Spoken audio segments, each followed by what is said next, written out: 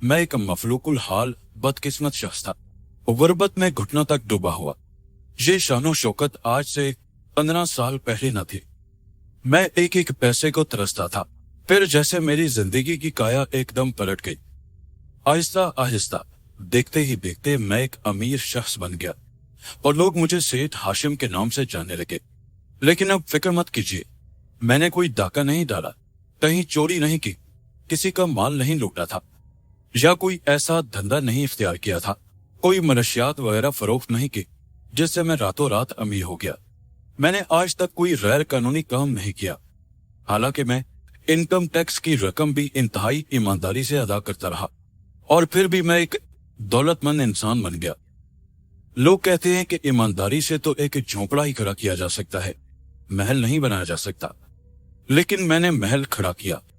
लोग कहते हैं कि दौलत बहुत बुरी चीज है, नाजायज तरीकों से हासिल होती है, वरना कोई आदमी दौलतमंद नहीं बन सकता। लेकिन जो दौलत मेरे पास आई वो किसी भी गैर कानूनी रास्ते से नहीं आई।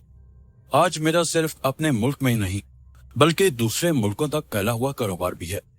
और क्या आप यकीन करेंगे कि ये कारोबार सिर्फ 1 रुपए से शुरू हुआ। जी हाँ, सिर्फ 1 रुपए से। और वो 1 रुपया भी मुझे ऐसे शख्स ने दिया था जिसे मरे हुए कई साल गुजर चुके थे। लेकिन सारी सूरत हाल समझाने के लिए मुझे अपनी कहानी बतानी पड़ेगी कि उस मुर्दे ने मुझे वो 1 रुपया कैसे और कब दिया था। मेरी पैदाइश जनूबी पंजाब के एक छोटे से गांव में हुई थी। मेरे वालिदैन वफात पा गए और मुझे बचपन में ही रोने बिलखने के लिए अकेला छोड़ गए थे। जब थोड़ी सी उम्र शऊर की मंजिल में पहुंची तो मुझे पता चला कि मेरे वालिदैन मुझे मेरे चाचा के दर पर किसी भिखारी की तरह छोड़ गए थे। मेरे चाचा भी कोई अमीर इंसान नहीं थे बल्कि एक मामूली और गरीब इंसान थे और गांव के नंबरदार के एक मजारे थे। साल भर की मेहनत के बाद उन्हें इतना मिल जाता जिससे घर के अखराजात पूरे हो जाते और रोजी रोटी का सबब बन जाता। घर में खुशहाली ना सही मगर तंग दस्ती भी नहीं थी, पेट भर कर खाने को मिल जाता था। चाचा तो खैर कनात पसंद थे ही, मगर मेरी चची एक लालची औरत थी। वो अजल से ही सब्र शुक्र से रहना नहीं जानती थी। हमेशा मेरे चाचा से लड़ती झगड़ती रहती और हमेशा गुर्बत पर गिले शिकवे करती रहती कि उसकी जिंदगी तो बहुत बुरी गुजर रही है, उसे इस घर में कोई आराम नहीं मिला। और उसी के साथ साथ मैं भी उसकी आंखों में खटकता था। और उसे चाचा से ये भी शिकायत थी कि मैं उनके दर पर पड़ा था और उनकी रोटी में शरीक था। एक नन्हा सा बच्चा आखिर कितनी रोटी खा लेता होगा। लेकिन चाची एक रिवायती जालिम औरत थी, उसे मेरी ये थोड़ी सी खाना भी गरम गुजरता था। और इस थोड़ी सी रोटी के एवज वो दिन भर मुझसे तरह तरह के काम लेती रहती, मुझे कोल्लू के बैल की तरह काम में लगाए रखती। लेकिन फिर भी उसे करार न मिलता। मैं मार खाने का इस कदर आदी हो चुका था कि जूते और लाते खा खा कर अपनी इस मुश्किल जिंदगी की गाड़ी को घसीट रहा था। इसी तरह मार खाते खाते जिंदगी चलती रही और मुझे पता ही न चला मैं कब 18 साल की उम्र को पहुंच गया। अगरचे कहने को तो मैं जवान हो चुका था, लेकिन मार से अभी तक निजात नहीं मिली थी। अब सिर्फ चची जान ही नहीं बल्कि उनके बच्चे भी मुझे मारने और धुतकारने से गुरेज न करते थे। और एक दिन तो ऐसा हुआ कि बछड़े के पास बैठा हुआ मैं दूध दोह रहा था कि उसके उछलने से बाल्टी गिर गई, जिससे सारा दूध जाया हो गया। चाची को इस पर बेपनाह गुस्सा आ गया। चाची ने जलती हुई लकड़ी चूल्हे में से निकालकर मुझ पर फेंकी, जिससे मेरी पीठ पर जख्म पड़ गया। मुझे तकलीफ बड़ी हुई। फिर जब चाचा जान घर पहुंचे तो चाची ने खूब नमक मिर्च लगाकर मेरी कोताही के बारे में उनको बताया और चाचा जान ने भी मुझे मारने से दरेर न किया। मुझे उस रोज बहुत ज्यादा तजलील महसूस हुई और वैसे भी मार खाते खाते मैं तंग आ चुका था। मैंने एक फैसला कर लिया उस घर को छोड़ने का, और फिर उसी रात मैंने चाचा के संदूक में से 500 रुपए चुरा लिए और रात के अंधेरे में चाचा के घर से भाग खड़ा हुआ। वहां से रेलवे स्टेशन ज्यादा दूर नहीं था। मैं वहां पहुंचा और रेलवे स्टेशन पर बैठकर ट्रेन का इंतजार करने लगा। 2 घंटे के बाद रेल आई। मैं सोचे समझे बगैर ट्रेन में सवार हो गया। कुछ मालूम नहीं था कि ये ट्रेन किस तरफ जा रही थी। फिर सफर शुरू हो गया और मैं एक नामालूम मंजिल की तरफ चल पड़ा। ट्रेन सारी रात चलती रही। जिस वक्त ट्रेन रुकी तो मैंने देखा सुबह का उजाला फैल रहा था। वो लाहौर का बहुत बड़ा रेलवे स्टेशन था। स्टेशन से उतरकर मैं रेलवे स्टेशन से बाहर कैसे निकला, कितने दिनों तक कहां कहां दर बदर की ठोकरें खाता रहा, ये बातें अलग है। फिर किस्मत ने यावरी की और एक अमीर आदमी ने मुझे अपने बंगले की चौकीदारी के लिए कम उजरत पर नौकर रख लिया था। मेरा काम उनके बंगले के गेट पर चौकीदारी करना और उसके बाद फालतू वक्त में उनके बाग की रखवाली करना था। उनके बाग में कोडी करना, पौधों को संवारना, कुतरना था। मैं पहले से खेतों का मजदूर तो था ही, मेरी थोड़ी सी मेहनत से उनका बागीचा देखने के काबिल हो गया। जो देखता उसकी तारीफ किए बगैर न रहता। मालिक भी मेरी मेहनत से बहुत खुश था। उसे मुफ्त में एक चौकीदार के साथ साथ एक माली भी मिल गया था। मैं जी जान से मेहनत करने लगा और जवाब में मुझे रहने के लिए रिहायशी क्वार्टर और 2 वक्त का खाना और उसके साथ साथ एक माकूल तनख्वाह मिल जाती। जिंदगी अब बेहतर हो गई थी। ये उस रोज की बात है। मैं लॉन के अकबी हिस्से में बगीचे की गोडी कर रहा था कि अचानक फावड़ा किसी सख्त चीज से टकराया। मैं चौंक उठा। कट की तेज आवाज ने मुझे जैसे एकदम से चौंका दिया था। ऐसा लगा जैसे नीचे लोहे की चादर जैसी कोई सख्त चीज हो। जब मैंने दोबारा फावड़ा जोर से मारा तो फिर वैसे ही खट की आवाज सुनाई दी। मैंने दोनों हाथों से तेज तेज मिट्टी को बाहर निकालना शुरू कर दिया। देखूं तो सही कि अंदर है क्या चीज। जब काफी सारी मिट्टी बाहर निकाल ली तो मुझे एक छोटा सा संदूक दिखाई दिया। संदूक के देखते ही मेरा दिल जोर जोर से धड़कने लगा। मेरे दिल में पहला ख्याल यही आया कि शायद किसी ने खजाने का संदूक यहाँ पर दफन कर रखा है। पहले जमानों में ऐसा ही होता था। लोग अपने खजाने अशरफियों के भरे हुए तोड़े और अपने हीरे जवाहरात संदूकों में रखकर इसी तरह किसी जगह दफन कर दिया करते थे ताकि वक्ती तौर पर उसे दूसरों की नजरों से बचाया जा सके और जब जरूरत पड़े तो उसे वहां से निकालकर अपने काम में लाया जा सके। अगर डाकू वगैरह उन पर हमला कर दें तो उसे खजाने को उनकी नजरों से बचाकर रखना भी मलूज़े खातिर था। ये मौका बड़ा ही अच्छा था। मैंने इधर उधर देखा। उस वक्त बागीचे में कोई भी आदमी मौजूद नहीं था। मैंने जल्दी से उस संदूक को बाहर निकाल लिया।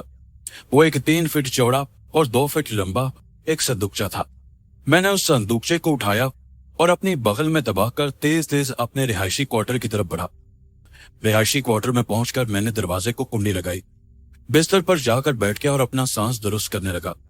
मैं बगौर उस संदूकचे को देख रहा था और मेरा दिल खुशी से उछल रहा था।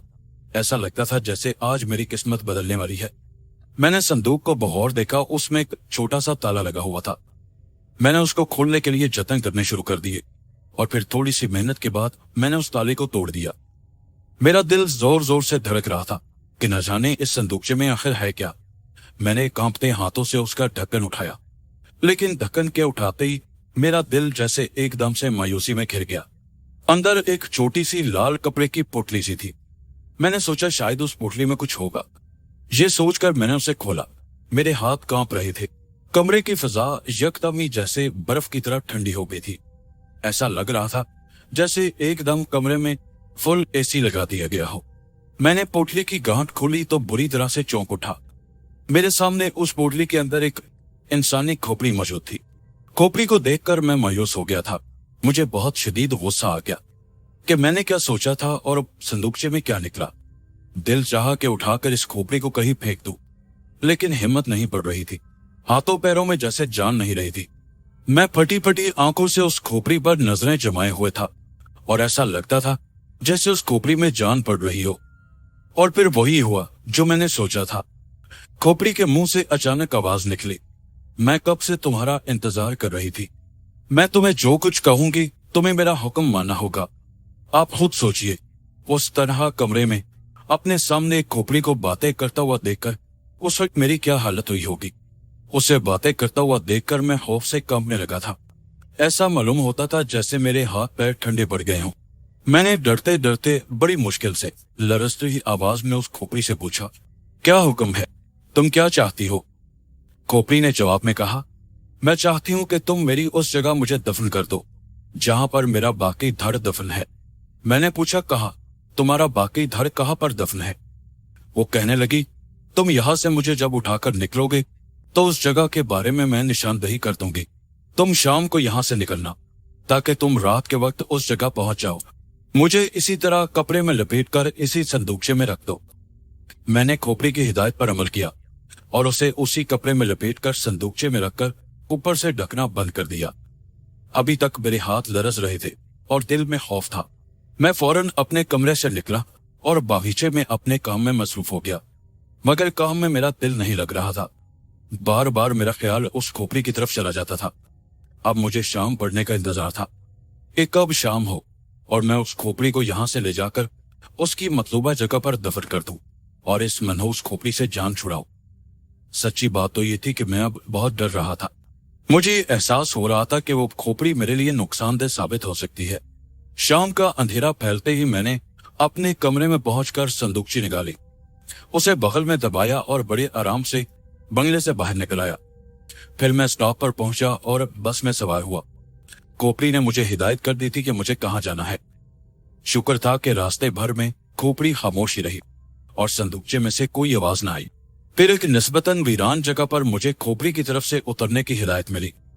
वो निस्बतन एक कम आबादी वाली जगह थी और वहां पर मुझे सड़क से थोड़े फासले पर एक बड़ी सी वीरान हवेली नजर आई। खोपड़ी ने मुझे कह दिया था कि इसी हवेली के अहाते में मुझे खामोशी से दफन कर दो। मैंने बस वाले को इशारा किया और उसने मुझे हवेली से चंद कदम आगे सड़क के किनारे उतार दिया। मैंने दूर से हवेली को देखा। हवेली उजड़ी हुई और वीरान मालूम होती थी। लगता था बहुत पहले यहाँ कभी हवेली आबाद रही होगी। मैं तेज तेज कदम उठाता हुआ हवेली की तरफ बढ़ा। हवेली के बड़े फाटक पर पहुंचा। फाटक से अंदर झांक कर मैंने देखा हवेली के बागीचे में सन्नाटा छाया हुआ था। अंदर किसी जी रूह का वजूद तक नहीं था। सहन में बड़ी बड़ी घास उगी हुई थी। ऐसा लगता था जैसे बरसों से इस हवेली में किसी ने कदम नहीं रखा था। मैं उस वसी लॉन में दाखिल हो गया। हर तरफ वीरानी का राज था। मैं अंदर दाखिल हुआ और सोच रहा था कि शायद कोई अंदर मुझे दाखिल होता हुआ देखे, मुझे रोके और मुझसे बास पोर्स करे, लेकिन लगता था कि अंदर कोई भी मौजूद नहीं। मैं 90 तुले कदम उठाता हुआ आगे बगीचे की तरफ बढ़ने लगा। चलते चलते फिर मुझे खोपड़ी के अंदर से आवाज आई, बस यही वो जगह है, मुझे उस क्यारी के पास दफन कर दो। वो उस हवेली के सहन का अकबी हिस्सा था। मैंने फौरन संदूकचा नीचे रखा और फिर अपने साथ जो छोटा फावड़ा लाया था उससे उस जमीन को खोदने लगा। जब मैंने इतना गड़ा खोद लिया कि जिसमें उस संदूकचे को आसानी से रखा जा सके, तो मैंने संदूकचे को उठाया और उस गड़ी में रखा। फिर अचानक मुझे कड़ी के अंदर से उस संदूकचे में से आवाज आई, तुमने मेरा काम कर दिया, बदले में तुम्हें इनाम जरूर मिलेगा। तुम ऐसा करो कि इस संदूकचे को खोलो और तुम्हें उस पोटली के पास 1 रुपया पड़ा हुआ मिलेगा। उस 1 रुपये को उठा लो। इस रुपये पर अपनी कोई निशानी लगाकर इसे अपने पास रखो। इसे तुम जहां चाहे खर्च कर सकते हो। मुझे बड़ी हैरानी हुई, 1 रुपये से मैं क्या करूंगा? ये अलग बात थी कि उस जमाने में 1 रुपये की भी काफी अहमियत थी। खाने पीने को कुछ न कुछ मिल ही जाता था।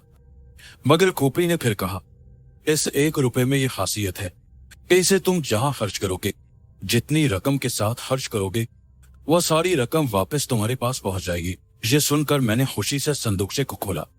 मुझे उस पोटली के पास एक बड़ी सी गांठ नुमा कपड़ा पड़ा हुआ मिला। मैंने उसे खोला तो उसमें मुझे 1 रुपया दिखाई दिया। वो मुड़ा तोड़ा 1 रुपये का नोट था। मैंने उसी हालत में उसे अपनी जेब में रख लिया। फिर बड़ी एहतियात से संदूकचे को बंद किया और ऊपर मिट्टी डाल दी। मिट्टी डालकर मैंने उसे बराबर कर दिया। अब संदूकची उस खोपड़ी समेत उस सहन में दफन हो चुकी थी। फिर मैं तेज तेज कदम उठाता हुआ उस हवेली के हाथे से बाहर आ गया। इत्तेफाक से मुझे गाड़ी भी बहुत जल्द ही मिल गई और मैं वापस अपनी रिहाइश गाह पर पहुंच गया। मैंने अपनी रिहाइश पर पहुंचकर उस नोट पर बड़ी एहतियात से एक निशानी लगाई। उस पर लिख दिया, मुकद्दस खोपड़ी का तोहफा। खोपड़ी की बात को आजमाने के लिए मैं शाम को बाहर निकला। एक छोटे से रेस्टोरेंट में गया और जी भरकर वहां खाना खाया और उस 1 रुपये को बिल के साथ शामिल करके होटल वाले को अदा कर दिया। खाना खाने के बाद मैं यूं ही बेमकसद आवारा गर्दी करता रहा और खोपड़ी की कही हुई बातों के बारे में सोचता रहा। मैं वापस अपनी रिहाइशगाह पर पहुंचा और बेखबर होकर सो गया। सुबह जब मैं उठा और मैंने अपनी जेब में हाथ डाला तो मुझे उस 1 रुपये के साथ साथ बाकी वो तमाम रकम जो मैंने रेस्टोरेंट वाले को बिल के तौर पर अदा की थी अपनी जेब में पड़ी हुई पाई। ये देखकर मेरी खुशी से बातें खिल उठी। मेरी खुशी की कोई इंतहा न थी और फिर तो एक सिलसिला सा चल निकला था। मैं उस नोट के साथ जितनी भी रकम जिस भी दुकानदार को बिल के तौर पर अदा करता, अगले रोज उतनी ही रकम वो उस नोट के साथ वापस मेरी जेब में आ जाती। ये अजीब हैरत अंगेज करिश्मा था। इस तरह मैंने 10,000 रुपए से जायद रकम खर्च की और वो सारी की सारी रकम मेरे पास वापस आ गई। यानी कि रकम खर्च करने के बाद वो रकम वापस आ जाती और सामान मुझे मुफ्त में हासिल हो जाता और फिर मैं उन चीजों को औने पौने बेचने लगा। इस तरह मेरे पास चंद महीनों में ही अच्छी खासी रकम जमा हो गई थी। मैंने वो नौकरी छोड़ दी और एक छोटा सा कारोबार शुरू कर लिया और उस रकम को कारोबार में लगाया। आहिस्ता आहिस्ता वो कारोबार बढ़ता गया, रकम भी बढ़ती गई और बिल आखिर मैं इस मकाम तक पहुंच गया कि लोग मुझे सेठ हाशिम के नाम से जानने लगे। लेकिन एक अहम बात उस खोपड़ी के मुतालिक बताना मैं भूल गया। जिस रात मैंने उस खोपड़ी को उस वीरान हवेली के सहन में जाकर दफन किया था, उसी रात ख्वाब में मेरे पास एक कोबरू नौजवान आया था। उसने मेरा शुक्रिया अदा किया और फिर खुशी से सरशार लहजे में मुझे बताया कि वो खोपड़ी मेरी ही थी। उसका नाम अब्दुल्ला सालार था। उसकी लाश उसी जगह दफन थी जिस जगह जाकर मैंने खोपड़ी को दफन किया था। उसकी लाश का धड़ वहां दफन था और खोपड़ी उस बंगले में दफन थी जहां मैं बतौर माली और चौकीदार सबसे पहले भर्ती हुआ था और जहां खुदाई के दौरान वो खोपड़ी मुझे मिली थी। उसकी रूह इसी वजह से बेचैन थी क्योंकि खोपड़ी और धड़ एक दूसरे से अलग थे। इसीलिए उसने मुझे कहा था कि मैं खोपड़ी को धड़ वाली जगह पर जाकर दफन कर दूं। जब तक वो खोपड़ी अपने धड़ से मिली न थी, उसकी रूह को करार नहीं था। अब खोपड़ी अपने धड़ से मिलने के बाद वो इस काबिल हो गया है कि उस वीरान हवेली के मालिक से अपना इंतकाम ले सके। वो हवेली मलिक सरफराज की थी। अब्दुल्ला सालार और मलिक सरफराज इसी जमाने में उस हवेली में रहा करते थे। दोनों आपस में सगे चचाजाद रिश्तेदार थे और ये हवेली उनकी आबाई हवेली थी, यानी उनके दादा की मलकियत थी। मलिक सरफराज अब वो हवेली छोड़कर शहर में किसी और बंगले में मुंतकिल हो गया था, जबकि ये हवेली अभी तक वीरान ही पड़ी हुई थी। किस्सा दरअसल यूं था कि जब अब्दुल्ला सालार की शादी हुई तो मलिक सरफराज उसकी खूबसूरत बीवी पर लट्टू हो गया था। अब्दुल्ला सालार की बीवी गुल बानो जैसा हुस्न अपनी जिंदगी में उसने नहीं देखा था, इसलिए मलिक सरफराज उस लड़की को हासिल करने के चक्कर में था। इसी चक्कर में उसने एक रोज अब्दुल्ला सालार यानी अपने सगे चाचाजाद को कत्ल कर दिया था। उससे उसे दोहरा फायदा हुआ। एक तो उसको रास्ते से हटाने के बाद वो उसकी बीवी से निकाह कर सकता था और दूसरा, उसके साथ अब उसके दादा की विरासत में कोई भी हिस्सेदार नहीं था। अब्दुल्ला सालार की बीवी को पता न चल सका कि उसके खामिन का कातिल कौन है। मलिक सरफराज ने उसके कत्ल को एक डकैती का रंग दिया था और उसे कत्ल करने के बाद उसका धड़ उसी हवेली में दफना दिया और उसकी खोपड़ी को अलग ले जाकर शहर में फेंक दिया, इस डर से कि कहीं उसकी खोपड़ी उसके चेहरे से उसकी पहचान न हो जाए। उसको जाकर शहर के करीब एक वीरान जगह पर फेंक दिया। उस खोपड़ी को कुत्ते घसीटते हुए उस बंगले के अहाते में ले गए। उस बंगले के मालिक ने जब सुबह अपने सहन में एक मुर्दा आदमी के कटे हुए सर खोपड़ी को पाया तो वो बड़ा खौफजदा हुआ और उसने इस डर से उस कटे हुए सर को अपने सहन में दफन कर दिया कि कहीं उसके कत्ल का इल्जाम उस पर ना आ जाए। उस बेचारे को तो बिल्कुल मालूम नहीं था कि ये किसने यहाँ किसी को कत्ल करके कटा हुआ सर उसके बंगले के सहन में लाकर फेंक दिया है। उधर उसको कत्ल करने के बाद मलिक सरफराज अब्दुल्ला सालार की बेवा से निकाह करने के लिए उसको मजबूर करता रहा, मगर वो बड़ी नेक सीरत औरत थी। उसे शुरू से ही मलिक सरफराज पर शक था और वो जानती थी कि उसके शौहर को कत्ल कराने में इसका हाथ हो सकता है। उसने मलिक सरफराज के सामने उससे शादी करने से साफ इनकार कर दिया। मलिक सरफराज उससे जबरदस्ती ब्याह करना चाहता था, मगर अब्दुल्ला सालार की बीवी ने उसकी एक न चलने दी और बिल आखिर खुदकुशी करके अपनी जिंदगी का खात्मा कर लिया। मगर उस मलिक सरफराज जैसे वैशी इंसान से उसने निकाह न किया। यूं दोनों मियां बीवी इस दुनिया फानी से चले गए और मलिक सरफराज उस जायदाद और हवेली पर काबिज हो गया। मगर उसके कुछ अरसे के बाद ही उसने शहर में अपना एक बंगला बनवा लिया और ये हवेली वीरान रह गई। अब अब्दुल्ला सालार की खोपड़ी अपने धड़ से मिल चुकी थी और अब वो अपने खुशियों के कातिल से इबरतनाक इंतकाम लेना चाहती थी। और इसके इत्तला मुझे चंद रोज बाद ही मिल गई जब मैंने एक रोज सुबह के अखबार में खबर पढ़ी, मलिक सरफराज के घर में कत्ल की लरज़ा खेज वारदात हुई थी। किसी शकील कल्ब कातिल ने मलिक सरफराज की बीवी और उसके बच्चों समेत घर के हर फर्द का सर तन से जुदा कर दिया था। उनकी गर्दनें काट डाली थी और उनकी गर्दनें और धड़ निहायत भयानक तरीके से उसके घर में पड़े थे। ये देखकर पुलिस के भी हाथों के तोते उड़ गए थे। पूरे शहर में दहशत फैल गई थी। पुलिस कातिल को जगह जगह तलाश करती फिर रही थी, मगर ये खबर पढ़ने के बाद मैं समझ गया कि पुलिस जिस कातिल को तलाश कर रही है वो उस कातिल को कभी तलाश नहीं कर सकेगी, क्योंकि मैं जानता था कि उसका कातिल कौन है। उसका कातिल अब्दुल्ला सालार की रूह थी, जिसकी खोपड़ी अपने धड़ से मिल जाने के बाद अपना भयानक इंतकाम ले चुकी थी। पुलिस कई महीने गुजरने के बावजूद इस गुत्थी को न सुलझा सकी।